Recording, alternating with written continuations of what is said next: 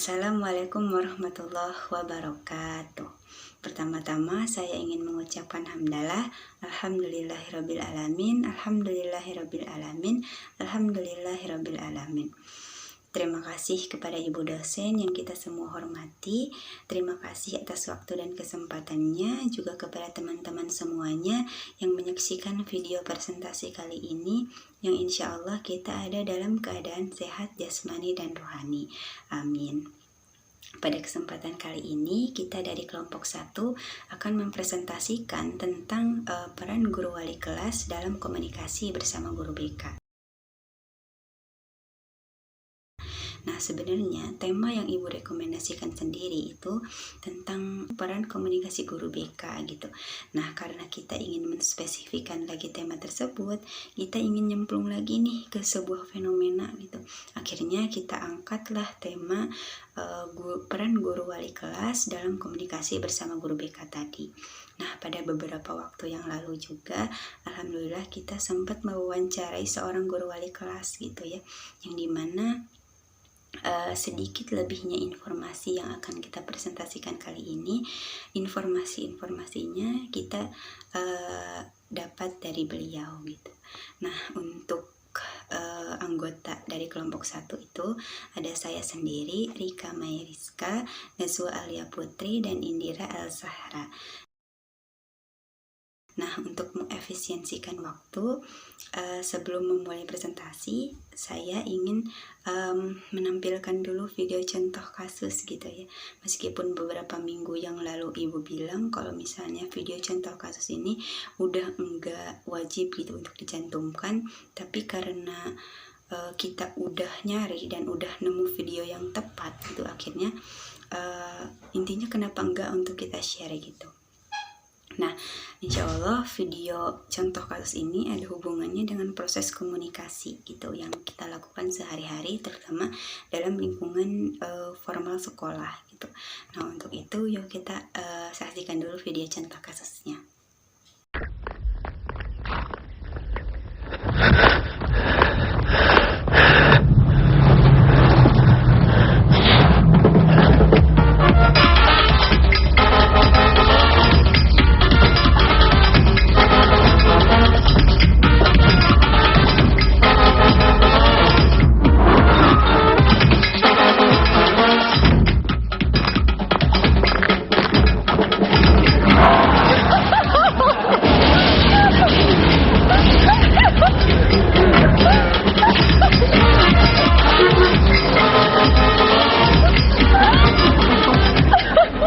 Setelah kita melihat video contoh kasusnya, tanpa kita sadari kalau misalnya video tersebut mengandung yang namanya proses komunikasi gitu. Cuma proses komunikasi yang terjadi dalam video itu menjadi miscommunication atau miskomunikasi gitu. Nah, miskomunikasi ini terjadi ketika pengirim tidak efektif menyampaikan informasinya, tidak efektif menyampaikan tujuan komunikasinya, sehingga penerima menjadi salah paham gitu. Nah, kalau misalnya kita lihat gitu ya, di video contoh kasus tadi, kalau misalnya komunikasinya cuma menggunakan nonverbal gitu, artinya cuma menggunakan isyarat, cuma menggunakan bahasa tubuh gitu, sehingga terjadi miscommunication berupa penerima salah paham tadi gitu ya. Nah, komunikasi yang efektif menurut aku ketika kita bisa mengkombinasikan semua komunikasi gitu, kayak verbal ataupun non-verbal, sehingga tujuan komunikasi kita bisa tercapai gitu. Nah, penerima juga akhirnya bakal mengerti gitu omongan kita, tujuan kita. Nah, aku ambil suatu contoh gitu ya. Kalau misalnya di dalam suatu kelas nih terdapat seorang guru dan murid, misalnya guru tersebut ingin membuat semua muridnya tuh memperhatikannya dengan menyuruh diam, misalnya taruhlah di suatu ruangan terdapat seorang guru dan murid gitu. Nah, guru ini pengen membuat si muridnya ini memperhatikan dia gitu. Nah, komunikasi yang disampaikan guru kepada muridnya bisa dengan berbagai cara gitu, bisa dengan verbal ataupun non verbal. Nah, kalau misalnya dengan verbal, bisa aja kan guru tersebut berkata diam misalnya kepada seluruh muridnya yang ada di kelas tersebut. Otomatis kan muridnya tersebut bakal merespon gitu ya dengan oh aku harus diam nih, harus memperhatikan guru. Nah kalau misalnya guru ini maksudnya komunikasi verbal ini belum efektif gitu ya, belum mencapai tujuan. Nah guru tersebut bisa aja mengkombinasikan dengan komunikasi nonverbal, misalnya dengan menepak meja gitu ya di depan seluruh muridnya, atau misalnya diam beberapa detik dan memperhatikan muridnya misalnya. Itu kan salah satu komunikasi nonverbal yang intinya gitu ya menyuruh muridnya untuk diam dan memperhatikan dia gitu. Nah itu ya teman-teman, apalagi kalau misalnya kita dalam komunikasi formal sekolah gitu ya, jangan sampai terjadi yang namanya miscommunication tadi gitu. Untuk itu, komunikasi ini penting untuk kita pelajari. Nah, selanjutnya yuk kita dalami lagi tentang gimana sih peran guru wali kelas dalam komunikasi bersama guru BK. Assalamualaikum warahmatullahi wabarakatuh. Saya Najwa Alia Putri. Di sini saya akan membahas tentang komunikasi organisasi di sekolah, juga fungsi organisasi. Komunikasi adalah proses perpindahan pesan dari komunikator kepada sang penerima atau komunikan. Sedangkan organisasi itu adalah sekumpulan orang, 2 orang atau lebih, yang bekerja sama untuk mencapai tujuan atau cita-cita yang sudah dirancang. Ada beberapa aspek dalam berkomunikasi. Yang pertama itu ada keterbukaan. Keterbukaan di sini yaitu mencangkup aspek keinginan untuk terbuka bagi setiap orang yang berinteraksi dengan orang lain, atau juga ada keinginan untuk menanggapi dengan secara jujur. Yang kedua ada empati. Empati di sini merasakan bagaimana yang dirasakan oleh orang lain, juga membayangkan bagaimana jika kita ada di posisi orang tersebut. Yang ketiga ada dukungan. Dukungan ini biasanya diucapkan secara langsung maupun diucapkan secara tidak langsung. Contohnya kita memberi dukungan kepada rekan kita. Yang keempat ada kepositifan. Dengan adanya perhatian yang positif terhadap diri seseorang, suatu perasaan positif itu dikomunikasikan dan mengefektifkan kerjasama. Yang kelima ada kesamaan. Kesamaan di sini adalah suasana dan kedudukan orang-orang yang berkomunikasi atau kesetaraan. Yang kedua ada fungsi organisasi.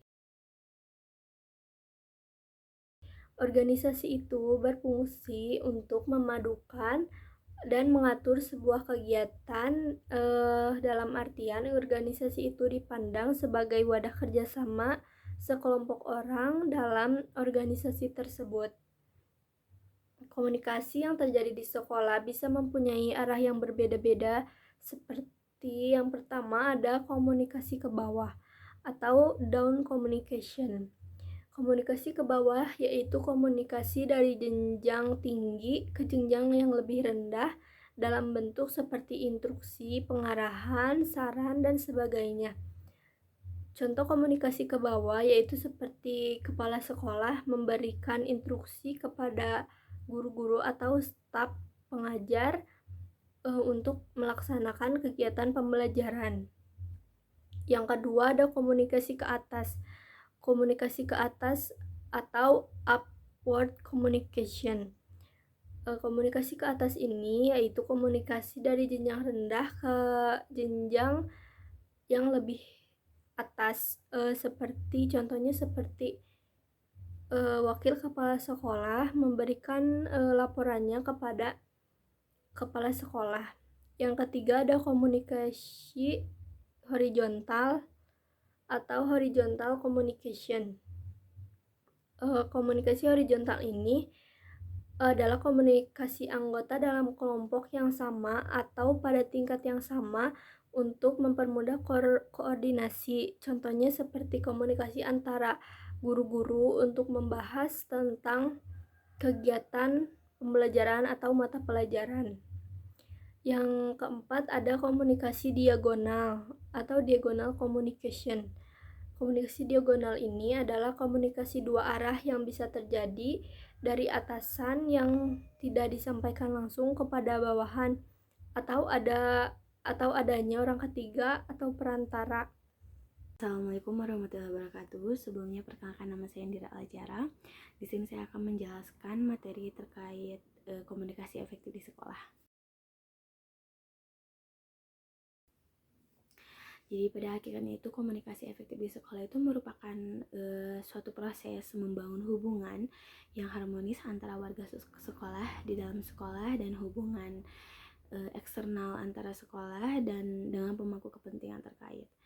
Dalam konteks ini juga, kepala sekolah itu berfungsi sebagai pusat pengatur komunikasi baik antara warga sekolah maupun hubungan sekolah dengan masyarakat. Adapun beberapa prinsip bagi kepala sekolah untuk bisa membangun komunikasi yang efektif. Yang pertama itu ada prinsip relation, di mana dalam prinsip ini tuh kepala sekolah itu tidak hanya menjalin komunikasi, tetapi juga harus menjalin hubungan yang efektif dengan masyarakat dan juga tidak bergantung pada interaksi dengan orang lain. Ya seperti pada guru, siswa, dan staf, melainkan perlunya komunikasi yang sangat begitu baik di luar sekolah gitu ya, kayak punya relasi gitu. Kepala sekolah itu jadi punya pengetahuan dan wawasan yang sangat luas di luar sekolah maupun di dalamnya. Jadi ya kepala sekolah juga bisa berkontribusi dengan pihak kampus ataupun universitas. Yang kedua itu ada prinsip membina hubungan. Jadi dalam hal ini tuh kepala sekolah itu harus kreatif dan inovatif dalam membina hubungan dengan guru, staf, siswa, terutama dalam memberikan dorongan dan motivasi. Sedangkan dengan orang tua juga, kepala sekolah juga harus bisa membina kerjasama saling menguntungkan seperti menggalang beasiswa, bantuan prasarana, maupun kegiatan belajar mengajar. Yang ketiga ada prinsip informatif, di mana dalam hal ini tuh kepala sekolah juga harus mampu gitu dalam mengelola dan menyampaikan informasi yang strategis. Jadi informasinya itu tidak hanya simpang siur gitu ya, tetapi informasinya itu berupa secara real atau aktual gitu ya, secara benar-benar itu nyata gitu, tidak hoax atau apapun itu. Jadi dengan menginformasikan kepada warga di sekolah gitu ya, kayak guru, staf, dan para siswa. Dan yang keempat ada prinsip partisipatif, yang dimana dalam hal ini tuh kepala sekolah juga harus bisa menggali aspirasi dan sarana dari guru, staf, orang tua, dan masyarakat dalam menentukan dan mengambil keputusan. Dan yang kelima ada prinsip persuasif, di mana dalam prinsip ini juga kepala sekolah itu harus profesional dengan mempunyai kemampuan mempengaruhi dalam hal-hal yang baik tentunya ya, bisa dipercaya, jujur, objektif, dan memperhatikan pelayanan. Dan yang terakhir ada prinsip komunikasi interpersonal, yang dimana dalam hal ini tuh kepala sekolah juga harus bisa membangun gitu komunikasi dialogis dengan warga sekolah. Jadi kepala sekolah itu tidak hanya menyuruh-nyuruh gitu ya, dan membagi-bagi bagian-bagian atau tanggung jawab kepada guru-guru, tapi juga harus bisa memantau dan mengarahkan apakah siswa itu juga bisa berkembang dengan baik atau tidak. Sekian dari saya. Peran komunikasi guru wali kelas bersama guru BK. Jadi ini tuh sebenarnya materi yang ingin benar-benar kita sampaikan di presentasi kali ini gitu ya. Nah, yang namanya guru wali kelas gitu ya, pasti akan selalu berhubungan dengan anak didikannya gitu di sekolah. Nah, pasti guru wali kelas itu akan selalu menemukan tantangan gitu ya dalam peserta didikannya tadi gitu. Nah, itu juga yang diungkapkan dengan guru wali kelas yang sempat kita wawancarai kemarin gitu. Nah, beliau mengungkapkan juga guru wali kelas itu sering banget menangani kasus anak didikan yang jarang banget masuk sekolah. Nah, sebagai langkah awal, guru wali kelas ini menangani terlebih dahulu tanpa melibatkan guru BK tadi gitu. Nah, ketika guru wali kelas ini dirasa gitu nggak ada perubahan dari si muridnya yang sering bolos tadi, akhirnya guru wali kelas mengalih tangankan kasus kepada guru BK. Antara guru wali kelas bersama guru BK tentu kan ini kan ada dua orang pihak gitu ya, tentu terjadi yang namanya proses komunikasi gitu, proses pertukaran informasi, proses gimana sih cara menjelaskan permasalahan murid didikannya kepada guru BK sehingga guru BK bisa menangani dengan tepat gitu. Nah, tentu komunikasi antara guru wali kelas dan guru BK ini akan terus berlanjut gitu ya, sampai si muridnya ini melakukan perubahan perilaku gitu. Artinya dia udah nggak bolos lagi sekolahnya, bisa berperilaku lebih baik lagi. Intinya proses komunikasi antara guru wali kelas dan guru BK benar-benar harus efektif untuk mencapai tujuan komunikasi tadi. Ada pola komunikasi guru BK. Jadi pola komunikasi guru BK ini sebuah pola komunikasi gitu yang gak jarang guru BK pakai ketika di lingkungan formal kerjanya gitu. Nah, di poin ke-1 ada komunikasi interpersonal. Jadi beberapa minggu yang lalu juga Ibu udah menjelaskan gitu ya tentang komunikasi interpersonal. Jadi komunikasi interpersonal ini sama kayak kita ngobrol gitu ya sehari-hari, karena kita juga makhluk sosial gitu ya. Kadang kita ngobrol sama teman, kadang kita ngobrol sama keluarga. Nah, itu adalah proses komunikasi interpersonal gitu. Nah, kalau misalnya kita kaitkan dengan guru BK gitu, komunikasi interpersonal ini tentunya penting banget dong ya teman-teman. Bukan hanya sebatas untuk mengucapkan kata sehari-hari gitu. Nah, komunikasi interpersonal ini juga bisa dilakukan guru BK untuk melakukan bimbingan individual tadi gitu. Terutama kalau misalnya udah menyangkut kasus kayak tadi gitu ya. Misalnya guru BK menangani seorang murid yang jarang banget sekolah gitu. Nah, guru BK bisa melakukan bimbingan individual gitu dengan tentunya menggunakan pola komunikasi interpersonal gitu. Nah, tujuannya untuk tetap membantu konseli berperilaku lebih baik lagi gitu. Komunikasi interpersonal ini juga gitu ya penting juga gitu untuk guru BK menjelaskan siapa sih dirinya gitu. Nah, ini juga penting gitu ya untuk memunculkan rasa percaya kepada peserta didik yang bermasalah tadi gitu. Nah, komunikasi interpersonal ini juga misalnya dikaitkan lagi dengan kasus tadi, tentu pola komunikasi guru BK, pola komunikasi guru wali kelas dalam menyelesaikan masalah suatu murid, suatu peserta didik gitu, tentu bakal terus berjalan sampai menemukan titik terang gitu. Nah, bisa aja kan komunikasi interpersonal ini guru BK bisa aja melibatkan kayak orang tuanya gitu ya, tentu yang benar-benar bakal mempengaruhi perubahan pada perilaku peserta didik tadi gitu. Intinya untuk mencapai tujuan komunikasi interpersonal yang optimal gitu. Nah, di poin kedua ada empati. Nah, empati ini artinya kita peduli banget gitu, peduli untuk ingin membantu gitu. Kalau misalnya kita kaitkan lagi dengan kasus tadi, tentu guru BK itu harus benar-benar mempunyai rasa empati yang tinggi gitu ya.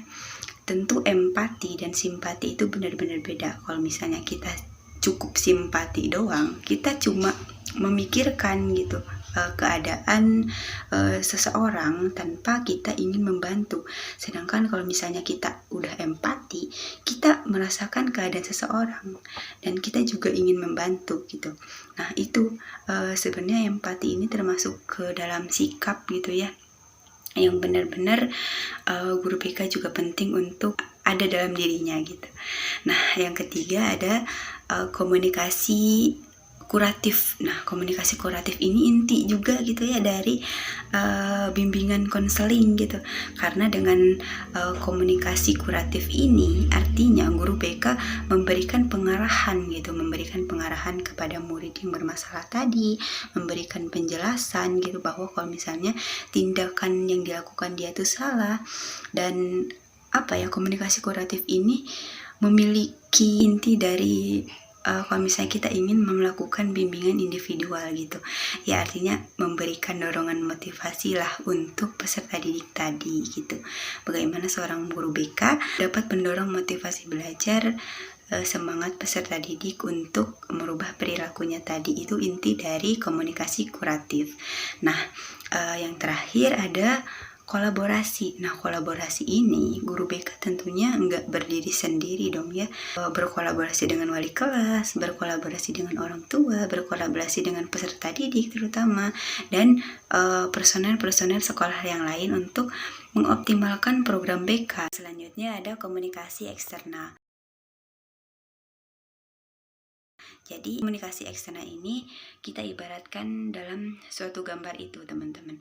Jadi kita ibaratkan bulat-bulatan itu sebagai anggota-anggota yang penting dalam suatu sekolah, misalnya suatu organisasi, suatu perusahaan gitu. Nah, tanda panah yang menjorong gitu antara satu sama lain itu kita ibaratkan kayak pola komunikasi gitu. Bisa aja kan horizontal. Nah, tanda panah yang menjorok ke dalam itu artinya eksternal itu tadi gitu ya. Bisa aja para alumni, bisa aja orang tua, bisa aja para masyarakat, bisa aja para mitra atau perusahaan yang benar-benar berkolaborasi terhadap membangun sekolah tersebut gitu. Jadi intinya gitu ya, program BK juga benar-benar luas gitu ya, sangat memperhatikan detailnya gitu ya proses komunikasi untuk mencapai tujuan tadi. Nah, apa sih tujuan komunikasi eksternal ini? Tujuannya untuk membangun insting yang positif gitu di luar sekolah. Jadi intinya membangun hubungan positif gitulah dengan pihak-pihak eksternal yang lain gitu. Nah, bisa aja kan pada situasi kondisi gitu ya, sekolah itu kan memerlukan komunikasi eksternal gitu yang melibatkan masyarakat misalnya. Jadi masyarakat dengan pihak dalam sekolah itu harus terjalin hubungan yang baik lah intinya gitu. Nah, selanjutnya kita akan mengetahui gitu ya, apa sih tujuan komunikasi eksternal yang akan dijelaskan oleh rekan saya. Di sini saya juga akan menyampaikan materi tujuan komunikasi eksternal. Yang pertama itu dengan membantu keberhasilan dalam melaksanakan program yang dibuat oleh sekolah atau back up the school work program supporting. Yang kedua ada membangun hubungan yang positif di sekolah dengan stakeholder yang terkait. Stakeholder di sini itu seperti kepala sekolah, guru, dan karyawan sekolah. Dan yang ketiga itu membangun konsep kerja yang terencana baik di sekolah atau work program konsep. Dan yang terakhir itu ada menciptakan citra baik bagi sekolah atau good image. Dan yang terakhir ada membangun opini masyarakat atau publik, tentunya dengan yang positif gitu ya tentang sekolah atau good public opinion. Sekian dari saya. Oke, selanjutnya di sini saya akan menyampaikan kesimpulannya. Jadi kesimpulannya itu komunikasi organisasi yang berlangsung di sekolah pada dasarnya terjadi baik di dalam maupun di luar sekolah. Membangun komunikasi organisasi yang efektif di sekolah adalah suatu proses yang mendorong hubungan harmonis antara warga sekolah di dalam sekolah dan di dalam hubungan interpersonal. Sekian dari saya. Selanjutnya saya kembali kepada moderator. Sekian video presentasi dari kelompok 1, kurang lebihnya mohon dimaafkan karena kita juga masih dalam tahap pembelajaran. Jadi teman-teman kalau misalnya ada yang ingin ditanyakan tentang tema presentasi kita kali ini, boleh ya di kolom komentar GCR. Insya Allah kita akan menjawab dengan semaksimal mungkin sebisa kita gitu. Sekian dari kelompok 1. Wabillahi taufiq wal hidayah. Wassalamualaikum warahmatullahi wabarakatuh.